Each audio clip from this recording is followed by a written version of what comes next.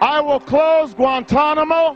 I will restore habeas corpus. Guantanamo, that's easy. Close down Guantanamo, restore habeas corpus. We're going to lead by shutting down Guantanamo and restoring habeas corpus. I intend to close Guantanamo, and I will follow through on that. Guantanamo will be closed. That flag represents rule of law and due process, and that's why we're going to close Guantanamo and restore habeas corpus. I will promise you this, that if we have not gotten our troops out by the time I am president, it is the first thing I will do. I will get our troops home. We will bring an end to this war. You can take that to the bank. Let me emphasize that we anticipate this transition to take place in a matter of days and not a matter of weeks. I am less interested in passing out blame than I am in learning from and correcting these mistakes to make us safer. For ultimately, the buck stops with me. The only measure of my success as president, when people look back 5 years from now or 9 years from now, is going to be, did I get this economy fixed? I love these folks who help get us in this mess and then suddenly say, well, this is Obama's economy. That's fine. Give it to me. My job is to solve problems, not to stand on the sidelines and carp and gripe. That I will be held accountable. I've got 4 years. You're going to know quickly how people feel about what's happening. That's exactly right. And if I don't have this done in 3 years, then there's going to be a one-term proposition. When I said change we can believe in, I didn't say change we can believe in tomorrow. You had an Arab Spring in the Middle East, and then you had the situation in Europe, and you had a tsunami in Japan. The severe storms all along the East Coast. Because we've got this big, messy, tough democracy. There are still too many Republicans in Congress who have refused to listen to the voices of reason and compromise. These are bills that Congress ran up. But, we've been a little bit lazy, I think, over the last couple.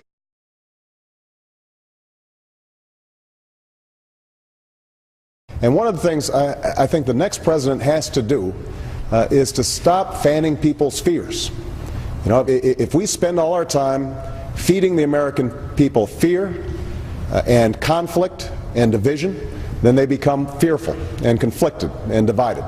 And if we feed them hope and we feed them reason and tolerance, then they will become tolerant and reasonable and hopeful. And that, I think, is one of the most important things that the next president can do, is try to bring us together and stop trying to fan the flames of division that have become so standard in our politics in Washington. That's the kind of experience, by the way, that we need to put an end to.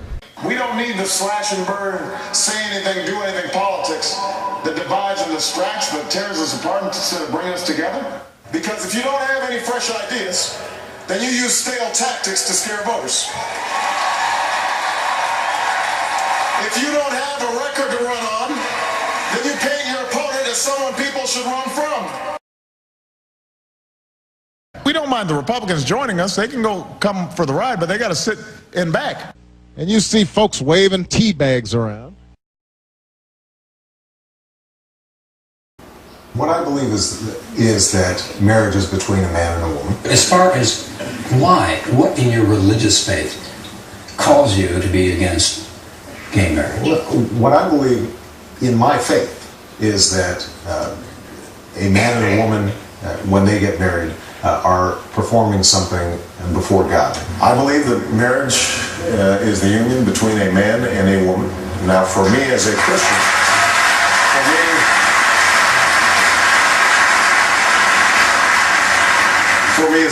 it's also a sacred union. God's in the mix. I think same-sex couples should be able to get married.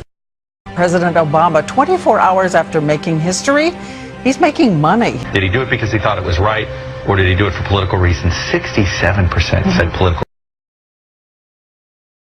I'm a proponent of pay-as-you-go. Every dollar that I proposed an additional cut so that it matches. And I want to go through the federal budget line by line, page by page. Programs that don't work, we should cut. Programs that we need, we should make them work better. And that's why today I'm pledging to cut the deficit we inherited by half by the end of my first term in office. We are going to ban all earmarks, the process by which individual members insert pet projects. By ending no-bid contracts, by eliminating wasteful spending, we can save billions of dollars by cutting private contractors and improving management and oversight of hundreds of billions of dollars that our government spends on contracts. And I'll finally end the abuse of no-bid contracts once and for all. The days of sweetheart deals for Halliburton will be over when I'm in the White House. We'll finally end the abuse of no-bid contracts once and for all. The days of sweetheart deals for Halliburton and the like will be over when I'm in the White House. The way Bush has done it over the last 8 years is to take out a credit card from the Bank of China in the name of our children, driving up our national debt from $5 trillion for the first 42 presidents. Number 43 added $4 trillion by his lonesome, so that we now have over $9 trillion of debt that we are going to have to pay back. $30,000 for every man, woman, and child. That's irresponsible. It's unpatriotic. I am absolutely confident that we can choose our own economic destiny. We can choose another 4 years with the same reckless fiscal policies that George Bush has implemented, taking our national debt from $5 trillion to over $9 trillion in the span of 8 years, mortgaging our children's future on a mountain of debt, or we can restore some fiscal responsibility in Washington. We can, yes we can. I mean, the debt ceiling, that's a formality. Historically, this has not even been an issue. It's an unpleasant vote, but it's been a routine vote that Congress does periodically. The truth is that compared to other countries around the world, our deficit problems are completely manageable. And I could not get Republicans to go ahead and say, you're right, we're going to put country ahead of party. The last thing we should do is raise taxes on the middle class. You will not see your taxes increase one single dime. You will not see your taxes increase a single dime. I repeat, not one single dime. Under this mandate, the government is forcing people to spend money, fining you if you don't. How is that not a tax? Because when I'm president, meetings where laws are written will be more open to the public, no more secrecy. That's a commitment I make to you as president. I'll make our government open and transparent so that anyone can ensure that our business is the people's business. But these negotiations will be on C-SPAN. And so the public will be part of the conversation. We're going to do all these negotiations on C-SPAN. So the American people will be able to watch these negotiations. You know, I respect the fact that Senator Clinton and President Clinton attempted in '93 to get health care reform passed. But I do think that they did it in the wrong way, because it was behind closed doors and we did not enlist the American people in the process. When there's a bill that ends up on my desk as president, you, the public, will have 5 days to look online and find out what's in it before I sign it, so that you know what your government's doing. Let me say it as simply as I can. Transparency and the rule of law will be the touchstones of this president. Since taking office, this has been the administration that's prosecuted more whistleblowers in 2 years than in the preceding 40 years. It meets with lobbyists across the street from the White House so they don't have to disclose they're meeting with lobbyists. And, this is true, censored nearly 200 pages of internal emails about their efforts to make government more transparent. That means no more illegal wiretapping of American citizens. No more national security letters to spy on citizens who are not suspected of a crime. No more tracking citizens who do nothing more than protest a misguided war. No more ignoring the law when it is inconvenient. When Congress offers you a bill, do you promise not to use presidential signage to get your way? Yes. I believe in the Constitution and I will obey the Constitution of the United States. We're not going to use signing statements as a way of doing an end run around Congress. All right?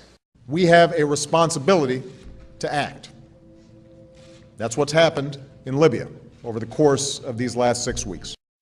The biggest problems that we're facing right now have to do with George Bush trying to bring more and more power into the executive branch and not go through Congress at all. And that's what I intend to reverse when I'm President of the United States of America. I can't wait for Congress to do its job. So where they won't act, I will. And I've told my administration, we're going to look every single day to figure out what we can do without Congress. What can we do without? They will not work in my White House, and they will not drown out the voices of the American people when I am president. Tell the lobbyists in Washington that their days of setting the agenda are over. They have not funded my campaign. They will not work in my White House. Just this weekend, the New York Times published a list of names, a rather long list of names of people who are working on Obama's transition team or who have accepted jobs in his White House, who are either former lobbyists or who have close ties to lobbyists. And that means that no matter how we reform health care, we will keep this promise to the American people. If you like your doctor, you will be able to keep your doctor, period. If you like your health care plan, you will be able to keep your health care plan, period. No one will take it away, no matter what.